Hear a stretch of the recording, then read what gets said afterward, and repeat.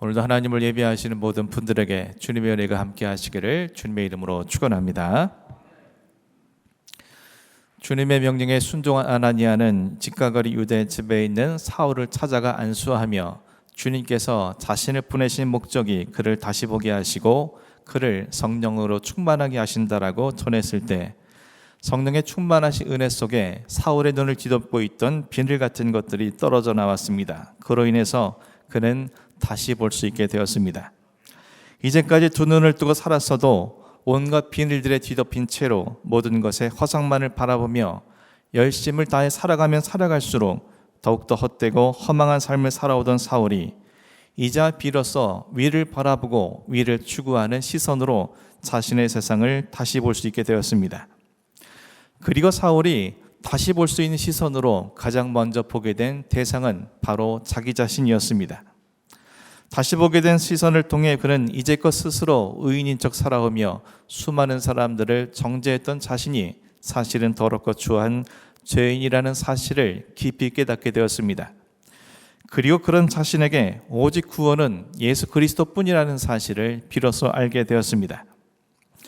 그래서 그는 그리스도와의 온전한 연합을 위하여 세례를 받음으로 죽을 수밖에 없는 자신을 대신하여 십자가에 못 박혀 죽으신 예수 그리스도와 연합함으로 자신의 옛사람이 죽어지고 부활하신 예수님과의 연합을 통하여 그는 영원한 생명과 구원을 누리며 새로운 삶을 시작할 수 있게 되었습니다.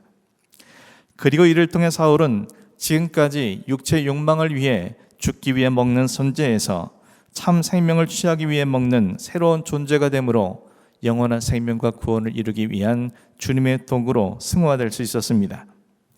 나아가 그는 비록 시간이 지날수록 지병으로 인하여 연약함 가운데 살아갈 수밖에 없고 몸속에 가시를 넣어둔 것처럼 고통과 고난으로 점철된 삶을 살아갈 수밖에 없었지만 자신에게 부어주시는 주님의 힘 안에 거하면서 날마다 그 누구보다도 강건하고 능력 있는 그리스도인의 삶을 살아갈 수 있게 되었습니다. 이어지는 오늘 본문 19절 하반절 말씀입니다.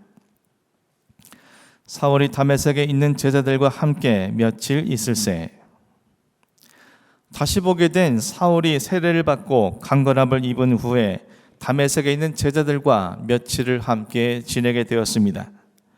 여기서 말하는 제자들이란 바로 다메섹에 있는 그리스도인들을 의미합니다.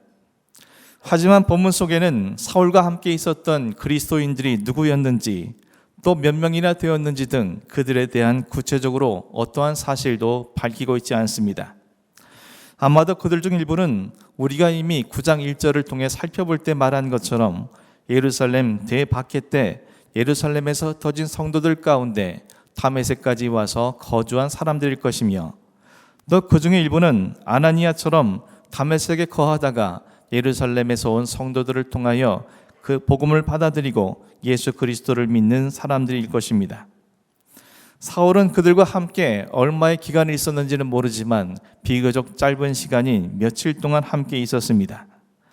그 이후의 일들에 대해 20절이 또 이렇게 말합니다. 즉시로 각 회당에서 예수가 하나님의 아들이심을 전파하니 다메섹에 있는 그리스도인들과 함께 며칠을 있던 사울이 갑자기 각 회당을 다니면서 예수가 하나님의 아들이심을 증언하기 시작했습니다.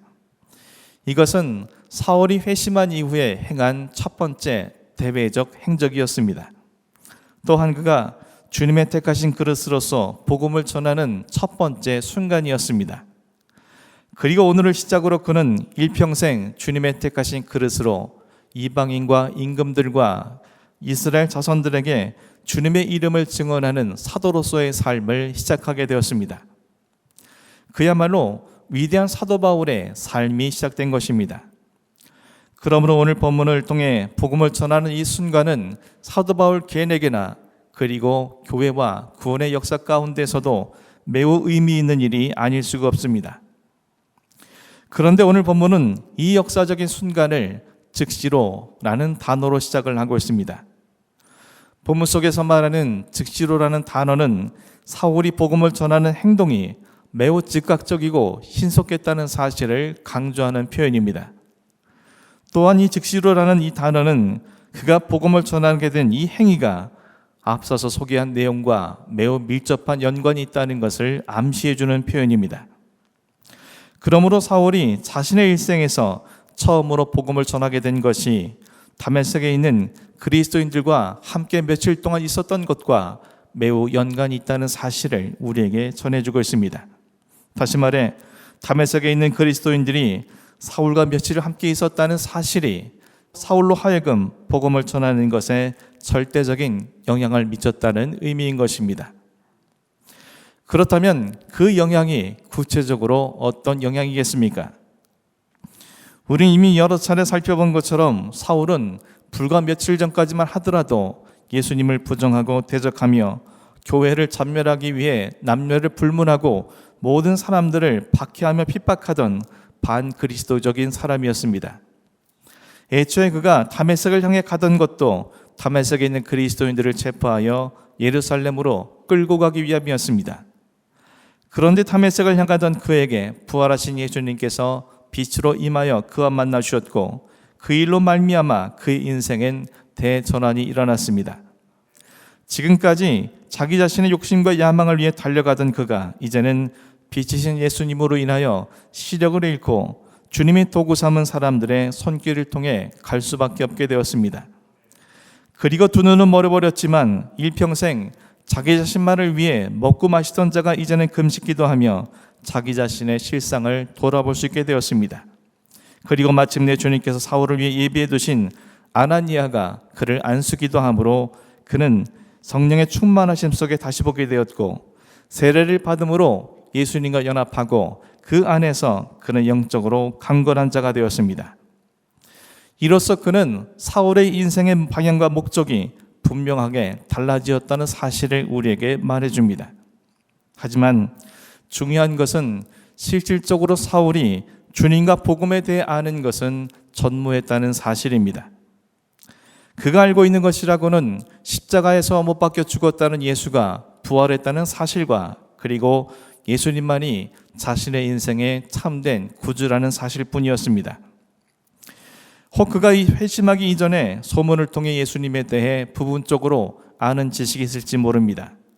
하지만 부활하신 예수님을 만난 지 불과 사흘밖에 되지 않는 시간 속에서 그리고 만난 그리스도인이라고는 유일하게 아나니아밖에 없는 상황 속에서 그가 주님과 복음에 대해 제대로 듣거나 배울 수 있는 기회는 사실상 없었을 것입니다. 그 당시에는 지금과 같이 기록되어진 신약 성경이 존재하지 않았습니다. 그래서 복음의 내용을 정확히 알고 자세히 아는 사람이 말로 입으로 설명해 주지 않는다면 그 누구도 복음의 전체 내용을 알 수는 없었습니다. 주님과 복음에 대해 지식이 전무했던 사울을 위해 그 역할을 해준 사람들이 바로 다메섹에 있는 그리스도인들이었던 것입니다. 그들의 입장에서 본다면 사울은 절대로 자신들과 함께 할 수 없는 사람이었습니다. 그들은 사울이 교회와 성도들에 대하여 얼마나 잔인한 핍박자였는지 너무나 잘 알고 있었기 때문입니다. 그러나 그들은 세례받은 사울의 회심을 조금도 의심하지 않고 받아들였습니다.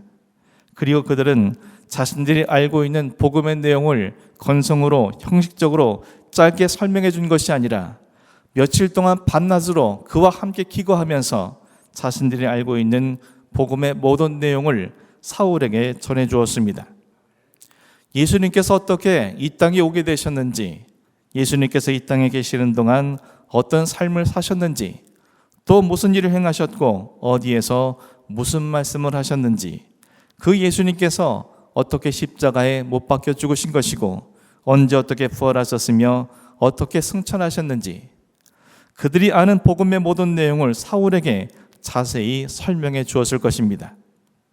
며칠에 걸쳐 그들이 설명해 준 복음의 내용이 얼마나 사울의 심령을 사로잡았는지 그들의 설명이 끝나는 즉시로 사울은 밖으로 뛰쳐나가 회당을 다니면서 예수가 하나님의 아들이라고 전파하기 시작한 것입니다.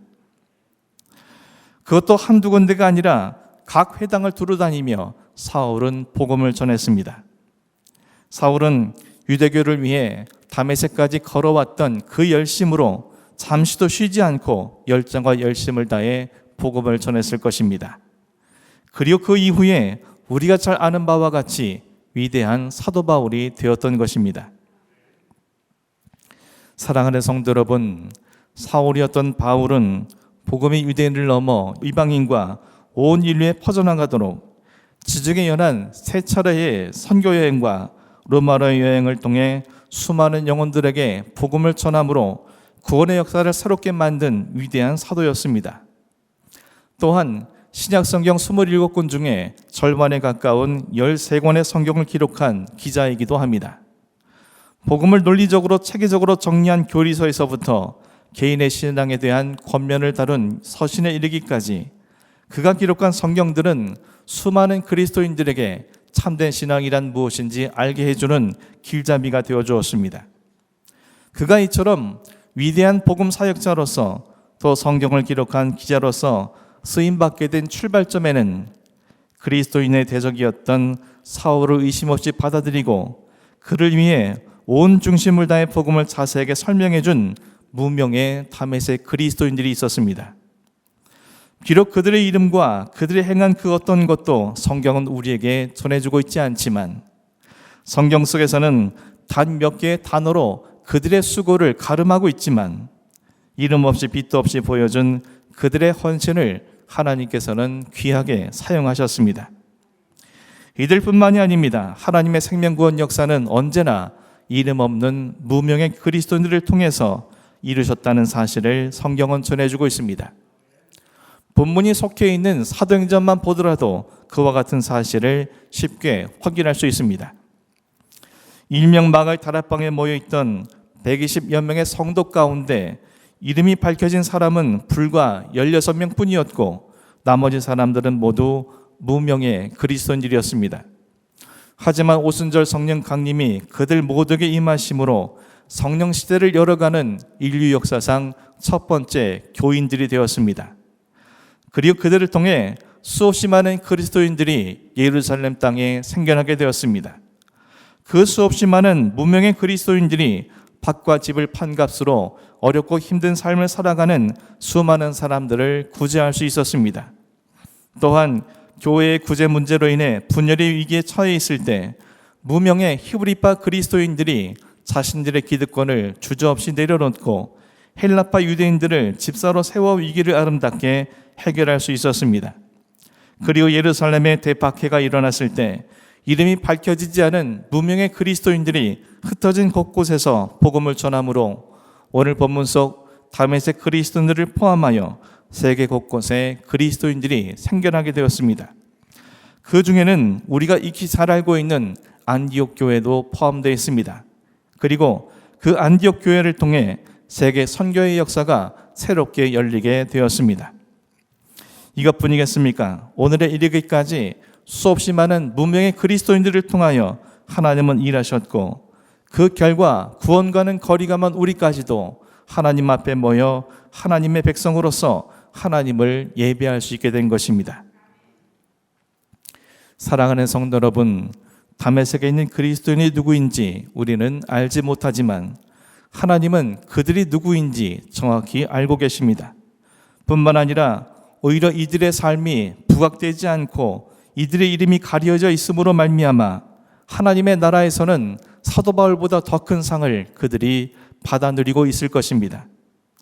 사도 바울은 그 삶이 두드러져 보였기에 이 땅에서 사람들로부터 위대한 사도라는 칭송과 존경을 받으며 세상에서도 상급을 이미 받고 앞으로도 받고 있을 것이겠지만 그들은 이 땅에서 아무도 알아주지 않는 무명의 무행적의 사람들이었기에 하나님께서는 묵묵히 감당한 그들의 수고와 헌신을 더욱 귀히 여겨주시고 이 땅에서 받지 못한 상급까지도 하나님의 나라에서 그들에게 갚아주실 것이기 때문입니다. 세상에서는 사람들이 자신들의 이름을 내기 위해 혈안이 되어 있습니다. 어떻게 해서든지 자신의 이름을 드러내길 원하고 자신들의 행한 일들이 남들이 알려지길 원합니다. 자기 자신의 이름이 유명해지기 위해서라면 그들은 서슴지 않고 자신의 부정적인 면이나 악한 일도 행하는 것을 우리는 쉽게 확인하게 됩니다. 하지만 그것은 세상 속 이야기만은 아닙니다. 교회 안에서도 자신의 이름이 나타나지 않고 자신의 행한 일들을 사람들이 알아주지 않을 때 스스로 시험에 들어 교회를 떠나거나 신앙을 저버리는 사람들이 적지 않습니다. 사랑하는 성도 여러분, 여러분들은 어떠합니까? 사람들이 내 이름을 그리고 내가 행한 일들을 알아주지 않아도 기쁨과 감사함으로 주어진 일들을 감당하고 있습니까? 사람들이 내 이름을 내가 행한 일들을 등한시하거나 그로 말미암아 소홀히 여겼던 적은 없습니까? 내가 존재감이 없고 사람들이 내 마음을 알아주지 않는다 하여 스스로 시험에 들었던 적은 없습니까? 입술로만 이름 없이 빚도 없이 감사하며 섬기라고 말할 것이 아니라 내가 무명, 무행적의 사람이 될지라도 주님이 쓰시는 다메섹의 문명의 그리스도인들이 될 수 있는 믿음의 결단을 할 수 있기를 주님의 이름으로 간절히 축원합니다. 사람들이 내 이름을 몰라도 주님께서 내 이름을 정확히 아신다면 그 한 가지만으로도 족할 줄 아는 믿음을 가지고 내게 행한 일들이 그 아무에게도 알려지지 않고 그들이 안아주지 않더라도 그런 날을 바라보시며 주님이 흐뭇하게 바라보실 것을 기대하면서 내게 맡겨진 일들, 내게 맡겨진 사람들을 온 중심을 다해 온 삶을 다해 섬김으로 그들에게 예수 그리스도를 알게 하고 복음 속에 담겨진 영적 진리를 알게 해주는 주님의 도구로 승화될 수 있기를 주님의 이름으로 간절히 축원합니다. 그런 믿음을 들고 살아갈 때 우리 모두가 위대한 사도 바울일 수는 없겠지만 우리를 통해 또 다른 사울이 위대한 사도 바울로 되어지는 놀라운 역사가 일어나게 될 것입니다. 내가 이 땅에 살아가는 동안 내가 만난 누군가의 인생이 새로워지고 내가 만난 누군가에 의해서 이 땅의 역사가 새로워지게 하는 것보다 더 귀중한 삶은 없을 것입니다. 그것은 우리에게 비록 내세울 것이 없고 사람들에게 알려지지 않은 문명의 존재를 할지라도 우리 모두가 하나님 앞에서 사도 바울보다 더 큰 상급을 얻을 수 있는 유일한 길이 될 것이기 때문입니다. 저런 모두가 다메섹에 있었던 문명의 그리스도인들처럼 사람들이 내 이름을 모르고 내가 행한 일을 알아주지 않을지라도 기쁨과 감사함으로 주님의 도구로 쓰임받아지고 온 중심과 온 삶을 다하여 주님 앞에 헌신함으로 주님으로부터 칭찬받는 여러분이 될 수 있기를 주님의 이름으로 간절히 축원합니다. 기도하겠습니다.